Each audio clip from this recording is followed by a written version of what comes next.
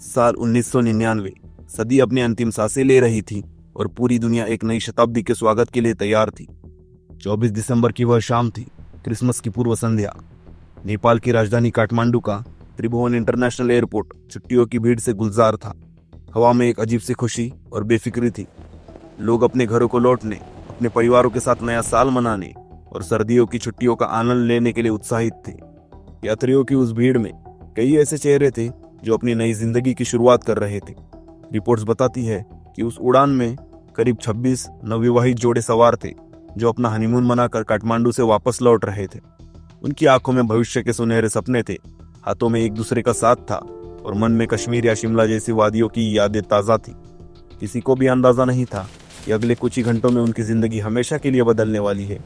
वह उड़ान जिसे महज कुछ घंटों में दिल्ली में लैंड करना था, वह एक ऐसे सफर पर निकलने वाली थी जो 8 दिनों तक पूरे देश की सांसें थामे रखेगा। यह कहानी सिर्फ एक विमान के हाईजैकिंग की नहीं है, बल्कि यह कहानी है डर, डिप्लोमेसी, इंटेलिजेंस फेल्यूर और एक ऐसे दर्द की जो आज भी भारत के सीने में दफन है।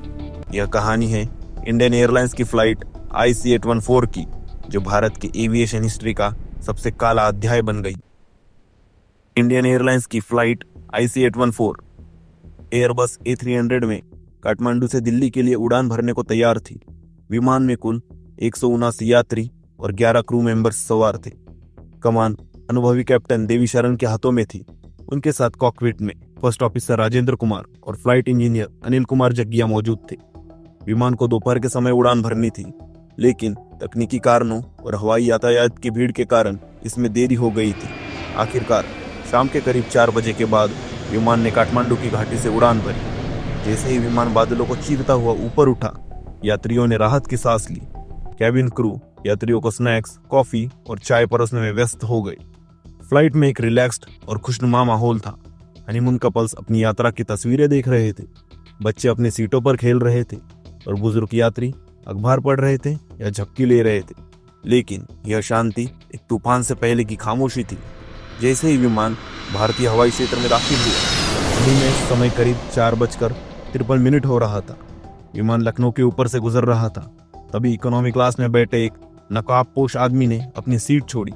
वह तेजी से आगे बढ़ा और इससे पहले कि कोई एयर होस्टेस या यात्री कुछ समझ पाता, उसने अपनी आवाज ऊंची की और ऐलान कर दिया कि विमान हाईजैक कर लिया गया है। इस आदमी के हाथ में एक ग्रेनेड था और दूसरे हाथ में रिवॉल्वर। उसने धमकी दी कि अगर किसी ने भी होशियारी दिखाने की कोशिश की या अपनी सीट से उठने की कोशिश की तो वह पिन खींच देगा और पूरे विमान को हवा में ही उड़ा देगा। यात्रियों के चेहरों पर जो मुस्कान कुछ पल पहले थी, अब वह दहशत में बदल चुकी थी। पूरा कैबिन सन्न रह गया था। उसी वक्त हाईजैकर्स में से एक और शख्स कॉकपिट में घुस गया। उसने कैप्टन देवी शरण की गर्दन पर बंदूक की नली टिका दी। उसकी आवाज में कड़ापन और आंखों में वहशीपन था। उसने साफ शब्दों में निर्देश दिया, विमान को पश्चिम की ओर मोड़ो, हम लाहौर जा रहे हैं। कैप्टन शरण, जो अब तक एक रूटीन फ्लाइट उड़ा रहे थे, अचानक एक ऐसी स्थिति में थे जिसके लिए कोई भी ट्रेनिंग पूरी तरह तैयार नहीं कर सकती। उन्होंने हाईजैकर्स को समझाने की कोशिश की कि उनके पास लाहौर जाने के लिए पर्याप्त फ्यूल नहीं है और उन्हें दिल्ली में ही उतरना चाहिए। लेकिन हाईजैकर सुनने को तैयार नहीं थे। उन्होंने कहा, फ्यूल हो या ना हो, हमें लाहौर जाना है और अगर तुमने चालाकी की तो हम यही खत्म कर देंगे। यह हाईजैकिंग हरकतुल मुजाहिदीन, जो एक पाकिस्तानी स्थित आतंकवादी संगठन है, उसके 5 आतंकवादियों द्वारा किया गया एक सुनियोजित हमला था। इन 5 अपहरणकर्ताओं ने अपनी पहचान छिपाने के लिए कोड नेम्स रखे हुए थे। उनके नाम थे चीफ, डॉक्टर, बर्गर, भोला और शंकर। यात्रियों के लिए ये नाम अगले 173 घंटों तक खौफ का दूसरा नाम बनने वाले थे। जैसे ही कैप्टन शरण को एहसास हुआ कि विमान पूरी तरह हाईजैक हो चुका है, उन्होंने चतुराई से काम लिया। हाईजैकर्स की निगाहें उन पर जमी थी, लेकिन उन्होंने ATC यानी एयर ट्रैफिक कंट्रोल को गुप्त रूप से सूचित करने के लिए एक विशेष हाईजैक कोड ट्रांसपॉन्डर पर फ्लैश कर दिया। शाम 4:56 पर दिल्ली ATC के रडार स्क्रीन पर यह कोड चमका। ATC के अधिकारियों के पैरों तले जमीन खिसक गई। संदेश साफ था, IC-814 अब पायलट के नियंत्रण में नहीं है। दिल्ली में हड़कंप मच गया। लेकिन विडंबना देखिए, भारत के प्रधानमंत्री श्री अटल बिहारी वाजपेयी जी उस वक्त दिल्ली के लिए उड़ान भर रहे थे और उन्हें शाम 5:20 तक इस घटना की जानकारी ही नहीं दी गई। क्राइसिस मैनेजमेंट ग्रुप, जो ऐसी स्थितियों से निपटने के लिए बनाया गया था, उनकी बैठक शुरू होने में ही 1 घंटे से ज्यादा की देरी हो गई। यह देरी भारत के लिए बहुत भारी पड़ने वाली थी। इस बीच हवा में स्थिति बिगड़ती जा रही थी। कैप्टन शरण ने विमान की गति कम कर दी थी ताकि वे फ्यूल बचा सके और एटीसी को सोचने का समय मिल सके। लाहौर एटीसी ने विमान को पाकिस्तानी हवाई क्षेत्र में प्रवेश करने और लैंड करने की अनुमति देने से साफ इनकार कर दिया था। पाकिस्तान ने कहा कि वे किसी हाईजैक विमान को अपनी जमीन पर नहीं उतरने देंगे। अब पायलट के पास न तो लाहौर जाने का रास्ता था और न ही दिल्ली जाने की इजाजत, क्योंकि हाईजैकर्स दिल्ली में उतरने पर खून खराबे की धमकी दे रहे थे।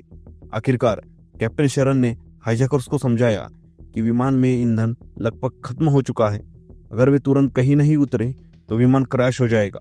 काफी बहस के बाद हाईजैकर्स इस बात पर राजी हुए कि विमान को अमृतसर के राजा सांसी एयरपोर्ट पर रिफ्यूलिंग के लिए उतारा जा सकता है। शाम के करीब 7 बजे विमान अमृतसर में लैंड हुआ। यह वह समय था जब भारत के पास इस संकट को खत्म करने का सबसे सुनहरा और शायद एकमात्र मौका था। विमान भारतीय जमीन पर था। एनएसजी के कमांडो तैयार थे, लेकिन वे दिल्ली में थे, अमृतसर में नहीं। स्थानीय पुलिस और प्रशासन के पास स्पष्ट निर्देशों की कमी थी। अमृतसर एटीसी और दिल्ली के बीच कम्युनिकेशन में भारी गड़बड़ी थी। कोई भी जिम्मेदारी लेने को तैयार नहीं था। कैबिनेट सेक्रेटरी ने अमृतसर के पुलिस प्रमुख से बात की और उन्हें निर्देश दिया कि विमान को किसी भी हाल में उड़ने न दिया जाए और रिफ्यूलिंग में देरी की जाए।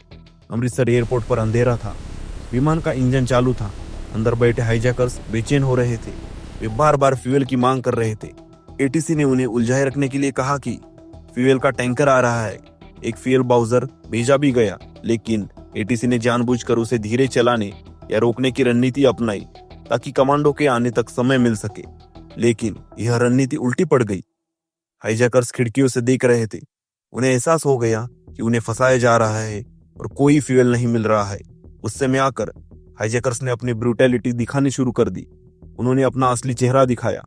उन्होंने इकोनॉमी क्लास से कुछ यात्रियों को उठाया और उन्हें बिजनेस क्लास में ले गए। इनमें 25 साल के रुपिन कटियाल भी थे, जो अपनी पत्नी रचना के साथ हनीमून मनाकर लौट रहे थे। हाईजैकर्स ने रुपिन कटियाल पर चाकू से कई वार किए। एक और यात्री सतनाम सिंह, उनको भी बुरी तरह घायल कर दिया गया। खून बहने लगा और कैबिन में चीख पुकार मच गई। कॉकपिट में कैप्टन शरण देख रहे थे कि फ्यूल का स्तर खतरनाक रूप से नीचे गिर रहा है। उन्होंने एटीसी से बार बार गुहार लगाई। वे लोगों को मार रहे हैं, कृपया फ्यूल भेजे, हमारे पास समय नहीं है। लेकिन जमीन पर अनिर्णय की स्थिति बनी रही। करीब 48 मिनट तक विमान अमृतसर में रहा। न तो कमांडो ऑपरेशन हुआ, न ही टायर पंचर किए गए और न ही रनवे ब्लॉक किया गया। आखिरकार बिना रिफ्यूलिंग के और एटीसी की अनुमति के बिना कैप्टन शरण को मजबूरन विमान को अमृतसर से उड़ाना पड़ा। हाईजैकर्स ने कॉकपिट में बंदूकें तान दी थी और कहा था कि अगर विमान अब नहीं उड़ा तो वे हर एक यात्री को मार देंगे। शाम 7:49 पर विमान अमृतसर के रनवे से उठा और अंधेरे आसमान में गायब हो गया। भारत के हाथ से वह मौका रेत की तरह फिसल चुका था। अमृतसर से निकलने के बाद विमान के पास बमुश्किल कुछ मिनटों का ईंधन बचा था। कैप्टन शरण के लिए यह जीवन और मृत्यु का प्रश्न बन गया था। वे लाहौर की ओर बढ़ रहे थे, जो अमृतसर से बहुत दूर नहीं था। लेकिन जैसे ही वे लाहौर से करीब पहुंचे, पाकिस्तानी एटीसी ने फिर से उन्हें लैंडिंग की अनुमति देने से इनकार कर दिया। उन्होंने लाहौर एयरपोर्ट की रनवे लाइट्स और नेविगेशन सिस्टम बंद कर दिए ताकि विमान लैंड न कर सके। सोचिए उस मंजर के बारे में। रात का घना अंधेरा, फ्यूल टैंक लगभग खाली, 180 से ज्यादा जिंदगियां दांव पर, और नीचे एक दुश्मन देश का एयरपोर्ट जो अपने दरवाजे बंद कर चुका था। कैप्टन शरण ने अपनी सूझबूझ का परिचय दिया। उन्होंने एटीसी को रेडियो पर कहा, मेरे पास कोई विकल्प नहीं है, मेरा फ्यूल खत्म हो चुका है, मैं विमान को किसी भी खुली जगह या सड़क पर क्रैश लैंड कराने जा रहा हूँ। उन्होंने विमान को नीचे लाना शुरू कर दिया। उन्हें नीचे एक चमकती हुई सड़क दिखाई दी, जिसे उन्होंने रनवे समझ लिया। वास्तव में वह एक व्यस्त हाईवे थी। जैसे ही विमान जमीन के खतरनाक रूप से करीब पहुंचा, पाकिस्तानी अधिकारियों में हड़कंप मच गया। उन्हें डर था कि अगर विमान किसी रिहायशी इलाके या हाईवे पर गिर गया तो भारी तबाही होगी। अंतिम क्षणों में पाकिस्तानी अधिकारियों ने रनवे की लाइटें चालू की और कैप्टन शरण को लैंड करने की अनुमति दी। रात 8:01 पर IC-814 लाहौर एयरपोर्ट पर उतरा। यह एक चमत्कारिक लैंडिंग थी। अगर कुछ मिनट और देरी होती तो विमान का फ्यूल पूरी तरह खत्म हो जाता और विमान वहीं गिर जाता। लाहौर में विमान को रिफ्यूल किया गया। यहाँ कैप्टन शरण ने पाकिस्तानी अधिकारियों और हाईजैकर्स से बात करने की कोशिश की। उन्होंने उम्मीद जताई कि शायद कुछ महिला और बच्चों को रिहा कर दिया जाए या बीमार यात्रियों के लिए दवाइयां दी जाए, लेकिन पाकिस्तानी अधिकारियों ने विमान को रोकने की कोई ठोस कोशिश नहीं की। रिपोर्ट्स के अनुसार भारत ने पाकिस्तान से अनुरोध किया था कि विमान को उड़ान न भरने दिया जाए, लेकिन इन अनुरोधों को नजरअंदाज कर दिया गया। रात के 10:32 पर फ्यूल भरने के बाद विमान ने लाहौर से फिर उड़ान भरी। लाहौर से निकलने के बाद विमान काबुल की तरफ बढ़ा, लेकिन काबुल एटीसी ने बताया कि उनके पास रात में लैंडिंग की कोई सुविधा नहीं है। मजबूरन विमान को अपनी दिशा बदलनी पड़ी। अब उसका रुख यूनाइटेड अरब एमिरेट्स के दुबई की ओर था। 25 दिसंबर की सुबह यानी क्रिसमस के दिन करीब 1:32 पर विमान दुबई के अल मिन्हत एयरबेस पर उतरा। यहाँ भारतीय अधिकारियों ने यूएई सरकार के साथ मिलकर हाईजैकर्स से बातचीत की। यूएई के अधिकारियों ने कड़ा रुख अपनाया और हाईजैकर्स पर दबाव डाला। लंबी बातचीत के बाद हाईजैकर्स ने फ्यूल और भोजन के बदले 27 यात्रियों को रिहा करने की सहमति दी। ये मुख्य रूप से महिलाएं, बच्चे और बुजुर्ग थे। जैसे ही ये यात्री विमान से बाहर आए, उनके चेहरों पर राहत और डर का मिलाजुला भाव था। लेकिन इस रिहाई के साथ एक बहुत दुखद दृश्य भी जुड़ा था। रिहा किए गए यात्रियों के साथ एक स्ट्रेचर भी नीचे उतारा गया। उस पर रूपिन कतियाल का शव था। 25 वर्षीय रूपिन, जो अपनी नई जिंदगी के सपने संजोए हुए थे, अब एक सफेद चादर में लिपटे हुए थे। सबसे दिल तोड़ने वाली बात यह थी कि उनकी पत्नी रचना अभी भी विमान में ही थी। उन्हें इस बात का अंदाजा भी नहीं था कि उनका हमसफर, जिसके साथ उन्होंने 7 जन्मों का वादा किया था, अब वह इस दुनिया में नहीं है। हाईजैकर्स ने उन्हें बताया कि रूपिन को अस्पताल भेजा जा रहा है।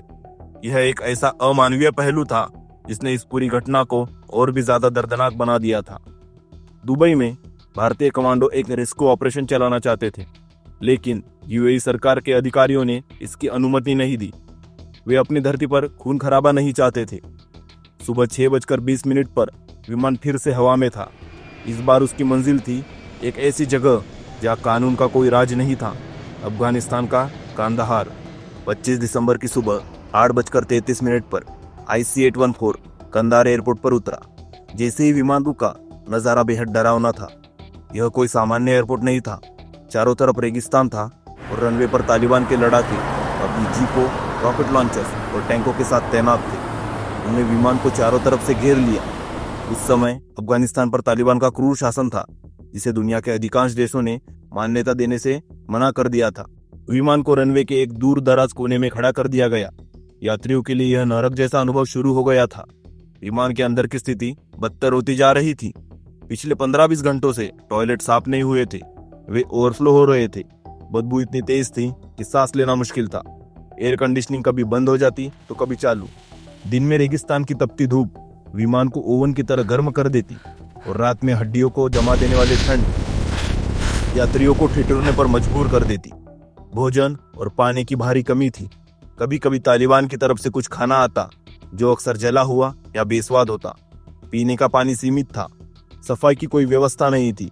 यात्री अपनी सीटों पर ही सिमटे रहने को मजबूर थे। कई लोगों को उल्टियां हो रही थी, कई डिहाइड्रेशन का शिकार थे। इस दौरान विमान के अंदर एक अजीब और जटिल साइकोलॉजिकल गेम चल रहा था। हाईजैकर्स, जो शुरुआत में बेहद हिंसक थे, अब अपनी रणनीति बदल रहे थे। वे यात्रियों के साथ घुलने मिलने की कोशिश कर रहे थे, जिसे गुड कॉप बैड कॉप रणनीति कहा जा सकता है। बर्गर नाम का हाईजैकर यात्रियों के साथ सबसे ज्यादा बातचीत करता था। वह न केवल माफी मांगता था, बल्कि हंसी मजाक भी करता था। चश्मदीदों के मुताबिक बर्गर ने यात्रियों के साथ अंताक्षरी भी खेली और गाने गाए। यह एक अत्यंत असली और विचित्र स्थिति थी। एक तरफ मौत का डर, दूसरी तरफ हाईजैकर के साथ गाने गाना। फ्लाइट इंजीनियर अनिल जग्गिया ने अपनी किताब में लिखा है कि कैसे बर्गर ने उनसे एक बार कहा था कि वह अपनी हरकतों के लिए शर्मिंदा है। जब सब खत्म हो रहा था तो जग्गिया ने बर्गर को एक लाल रंग की एवररेडी टॉर्च गिफ्ट की थी और कहा था, यह रोशनी तुम्हें सही रास्ता दिखाएगी। एक यात्री पूजा कटारिया को बर्गर ने एक शॉल गिफ्ट की थी, जिस पर उसने लिखा था, टू माई डियरेस्ट सिस्टर। दूसरी ओर डॉक्टर नाम का हाईजैकर बेहद वैचारिक और कट्टर था। वह विमान के पब्लिक एड्रेस सिस्टम का इस्तेमाल अपने प्रचार के लिए करता था। वह इस्लाम, जिहाद और कश्मीर की आज़ादी पर लंबे लंबे भाषण देता था। वह यात्रियों को बताता था कि भारतीय जेलों में उनके कश्मीरी भाई किस तरह तड़प रहे हैं और यह अपहरण उसी का बदला है। वह यात्रियों को यह महसूस कराने की कोशिश करता था कि असली गुनाहगार भारत सरकार है, न कि वे। भोला और शंकर ये दोनों सबसे ज्यादा आक्रामक और क्रूर माने जाते थे। उन्होंने ही रूपिन कतियाल को चाकू मारा था और वे हर वक्त हथियारों के साथ पहरा देते थे। वे अक्सर यात्रियों को डराते थे और चीखते चिल्लाते थे। यह स्थिति क्लासिक स्टॉकहोम सिंड्रोम का उदाहरण बनती जा रही थी, जहां बंधक अपने हाईजैकर्स के प्रति एक अजीब सहानुभूति या जुड़ाव महसूस करने लगते हैं, क्योंकि उनका जीवन पूरी तरह से उन पर निर्भर होता है। विमान के अंदर हर यात्री की अपनी एक अलग लड़ाई थी। फ्लाइट इंजीनियर जग्गिया ने अपनी किताब में एक जापानी महिला का जिक्र किया है, जो इस पूरे घटनाक्रम से बिल्कुल बेपरवाह दिख रही थी। वो रोज सुबह उठती, टॉयलेट जाकर कपड़े बदलती, अपना मेकअप करती और अपनी सीट पर आकर शांति से रीडर्स डाइजेस्ट पढ़ती। रात को वह बाकायदा नाइट गाउन पहनकर सोती। उसका यह व्यवहार इतना सामान्य था कि यह असामान्य लग रहा था।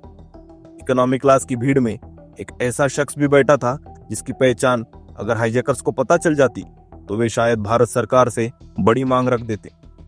वे थे रोबर्तो जिएरुई, स्विट्जरलैंड की डेला रूई कंपनी के मालिक। यह कंपनी दुनिया के 90% देशों की करेंसी नोट छापती थी। वे दुनिया के सबसे अमीर लोगों में से एक थी। भारत सरकार और स्विस सरकार ने उनकी पहचान को बेहद गुप्त रखा। स्विट्जरलैंड ने चुपचाप तरीके से कंधार में अपना एक विशेष दूत भेजा था ताकि उनकी सुरक्षा सुनिश्चित की जा सके।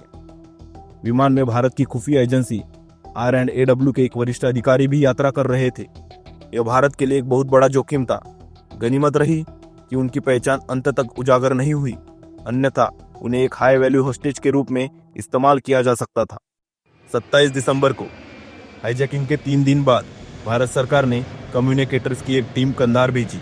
इस टीम का नेतृत्व विवेक कटजू कर रहे थे और इसमें इंटेलिजेंस ब्यूरो के अजित डोवाल और R&AW के CD सहाय शामिल थे। बातचीत बेहद तनावपूर्ण और जटिल थी।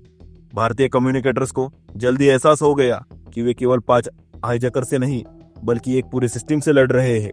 कंधार में तालिबान ने खुद को मीडिएटर के रूप में पेश किया था। वे कहते थे कि वे इस्लाम के उसूलों के तहत यात्रियों की सुरक्षा चाहते हैं, लेकिन हकीकत कुछ और थी। भारतीय अधिकारियों ने नोट किया कि तालिबान के लड़ाके हाईजैकर्स को नए हथियार, भोजन और यहाँ तक की रणनीतिक सलाह भी दे रहे थे।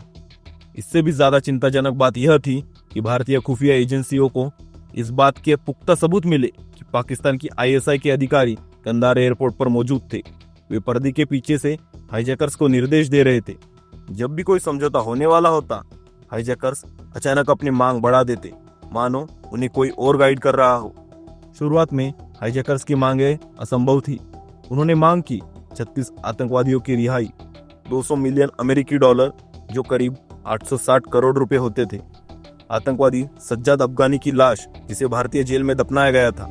भारतीय कम्युनिकेटर्स, विशेष रूप से अजित डोवाल ने अद्भुत धैर्य और कूटनीति का परिचय दिया। उन्होंने हाईजैकर्स को थकाने की रणनीति अपनाई। रमजान का महीना होने के कारण बातचीत केवल शाम को इफ्तार के बाद होती थी, जिससे समय और कम मिलता था। डोवाल और उनकी टीम ने हाईजैकर्स को समझाया कि इतनी बड़ी मांगें पूरी करना भारत के लिए संभव नहीं है और अगर वे अड़े रहे तो विमान में लोग मरने लगेंगे और दुनिया भर में उनकी बदनामी होगी। तालिबान ने भी अपनी अंतर्राष्ट्रीय छवि की चिंता करते हुए हाईजैकर्स से कहा कि वे पैसे और लाश की मांग छोड़ दे, क्योंकि यह गैर इस्लामिक है।